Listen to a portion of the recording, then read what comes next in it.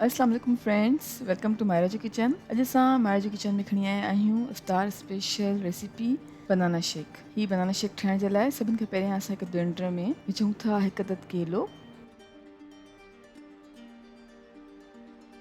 Heavy cream विझूं था half कप,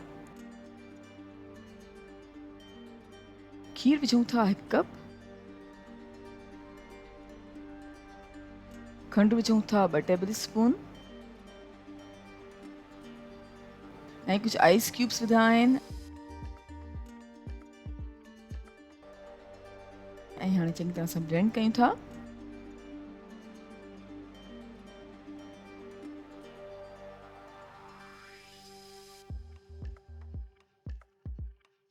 चङी तरह सां ब्लेंड करण खां पोइ हाणे असां हिकु ग्लास जे साइड्स खां लॻायो आहे कैरेमल ऐं हाणे विझूं था बनाना शेक।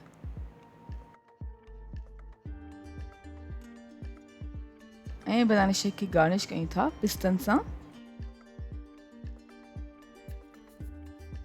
ऐं हाणे असां विझंदासीं थोरो कैरेमल ऐं असांजी मज़ेदार बनाना शेक सर्विंग जे लाइ बिल्कुलु तयारु आहे।